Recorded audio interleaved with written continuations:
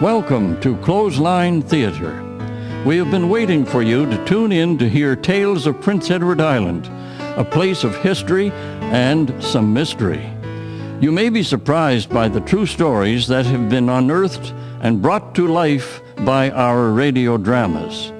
We invite you to settle into a comfortable chair and let the voices and sounds trigger your imagination as you hear the following dramatic story.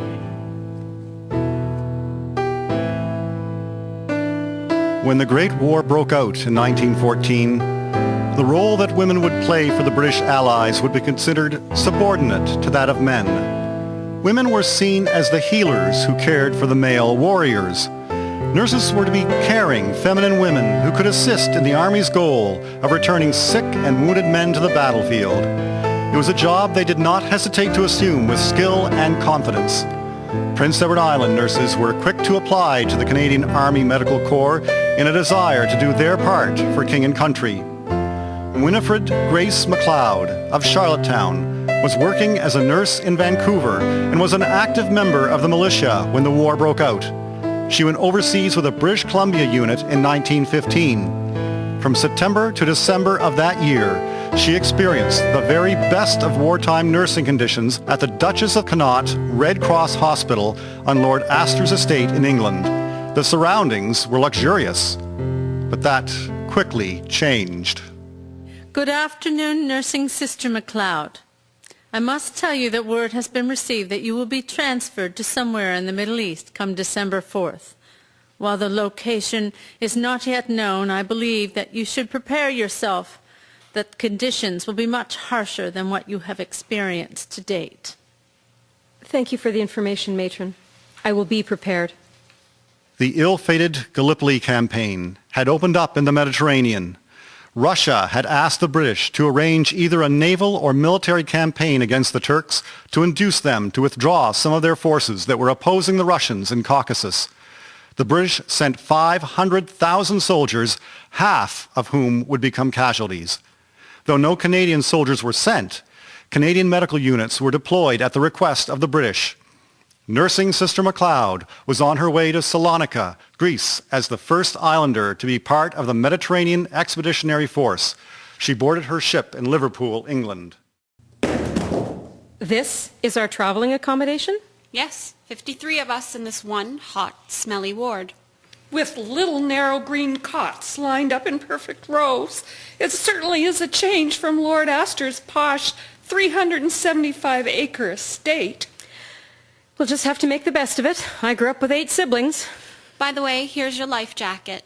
Check the list to see what lifeboat station you are assigned to, and remember, the portholes are blocked out and no smoking is allowed on deck at night. The seas were rough for the first few days, and all 53 nurses were confined to their cots. 12 days later, they docked in Malta's large harbor and enjoyed several days of sightseeing and shopping before heading out to sea once again. As before, the nurses took to their beds.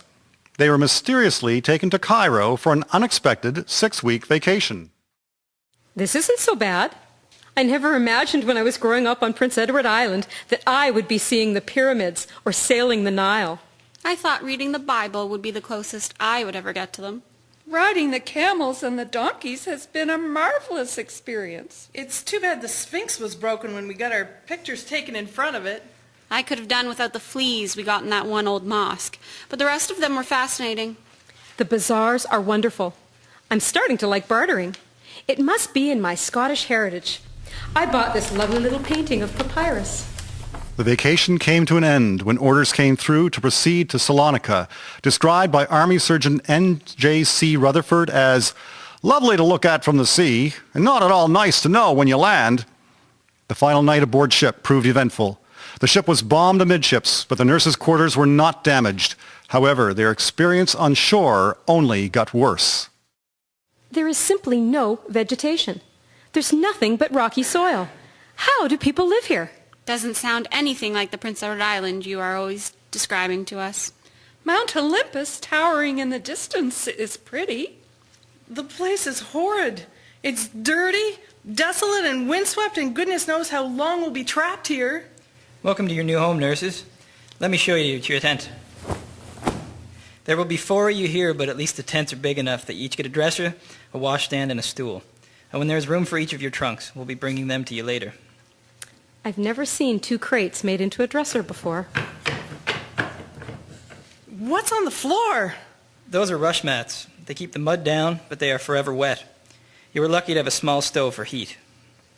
What is the weather like here? Obviously, not much can grow. The winter consists of cold, driving rain. It causes chilblains in our hands and feet. Summer's hot and humid, and pretty much unbearable. Where do we get water for washing? I'm already covered in dust. That's a little more bad news. The water has to come from the river some distance away. We only have 1 borrowed cart, so the water supply is precarious. You are rationed to 1 quart a day. 1 quart a day? You mean we have to decide between drinking and washing? Something like that. The private failed to mention that the water was also reddish-brown and thickly muddy. Water used for food, tea, and coffee was so chlorinated that Prince Edward Islander Sir Andrew MacPhail described everything as tasting like nauseous medicine. Sanitation was appalling, and then there was the never-ending vermin and fleas. Attention, all medical staff. A convoy of wounded is coming in. Everyone is to report to his or her post. The soldiers will be covered with lice and fleas when they arrive. The usual practice is to strip and bathe them, but with no water, that is impossible. Strip them and bag the clothing. I don't see the autoclave. That's because there is not one available to us. How are we supposed to sterilize the equipment and the dressings? Disinfectants are the order of the day for surgical procedures.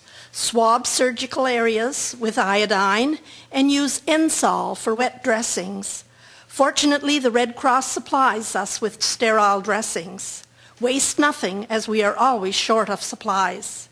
You will have to sterilize the equipment over methylated burners. This is unbelievable. They expect us to care for wounded men under these conditions?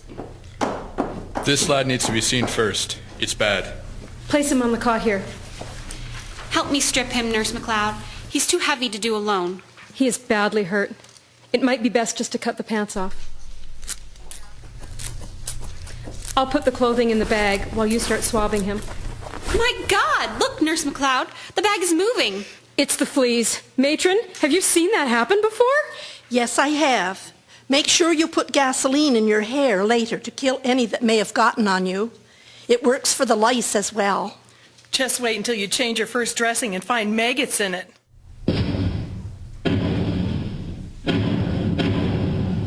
As you nurses can see and hear, the hospital tents are subjected to frequent German air raids. But this is a hospital. Oh, it doesn't matter to those boys. Dugouts and shelter trenches were made for the nurses, which they did not appreciate being rushed into if it meant leaving patients behind. During raids, patients too sick to leave the hospital were helped under their beds, while those who were well enough to be up were told to scatter over the scenery. As if poor living conditions, shortage of good water and food, heavy non-stop workload, and air raids were not enough to contend with, the medical personnel were also vulnerable to disease. Matron, I believe you can add me to the list of patients and staff with dysentery. That is no surprise. It is running rampant in the camp. The abdominal cramps are severe, but I'll continue my shift as best I can. Diarrhea in the middle of a surgery is difficult to deal with. But then what have we not contended with in this hellhole of Salonika? Dysentery patients were extremely debilitated. Many died due to the lack of water to rehydrate them. One nurse described them as dead men walking with parchment yellow, dried skin drawn over the bones of their faces and burning eyes set in black holes. Another rampant disease was malaria, spread by mosquitoes. However, the nurses never stopped and stoically bore their own pain and discomfort for the sake of their patients. Goodness, Sister MacLeod, is that you? Sister Rena McLean? My heavens, it is good to see another islander. When did you arrive in Salonika? Just yesterday. I'm back from a furlough to the island. But what has happened to you? I've worked 6 months with chronic dysentery. It is taking a toll. You are so thin. I've lost 30 pounds. I have evening fever and I have chest pains all the time, but the soldiers are far worse than I. Not if you don't get cared for soon. You will be joining the 2 Canadian nurses that have died and been buried here. You need a prolonged rest and a change. Finally, after 1 year of service in Salonika, the medical officer admitted nursing Sister MacLeod to the hospital in Malta.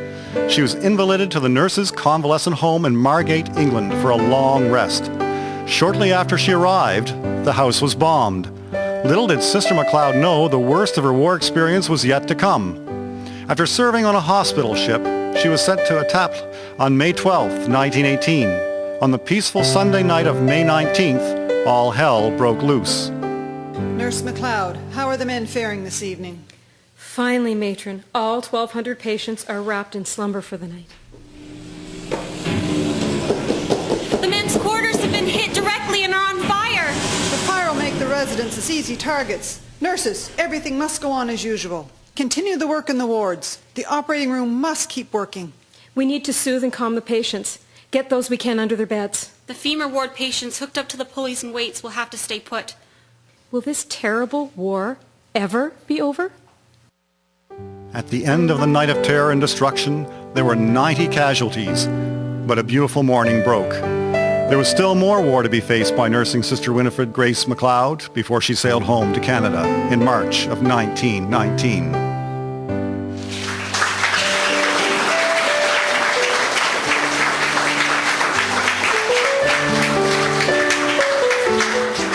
Nursing Sister Winifred MacLeod, Conditions at Salonika. Presented by Wyatt Heritage Properties Incorporated. Narrator, Stuart Smith. Matron 1, Catherine Dixon. Nurse MacLeod, Michelle Askew. Nurse 1, Jennifer Beck. Nurse 2, Charmaine Comeau. Nurse 3, Susan Rogers. Private, Spencer Phillips. Officer, Albert Goody. Matron 2, Janice Trousdale. Soldier, Mitchell Fraser. Matron 3, Janet Rose Hurst. Nurse McLean, Patty Arsenault. Introduction, Lowell Eustis. Musician, Christine Anderson Gallant. Foley's, Alexandra Gallant, Krista Bryson, Nathan Wiley. Recording engineer, Peter Gallant. Scripts, written by Marlene Campbell. Based on research by Catherine Dewar for her book titled Those Splendid Girls, Prince Edward Island Nurses in the Great War. Any errors in historical accuracy in the composition of the script are the responsibility of Wyatt Heritage Properties. This project has been supported by the Building Communities through Arts and Heritage Program of the Department of Canadian Heritage.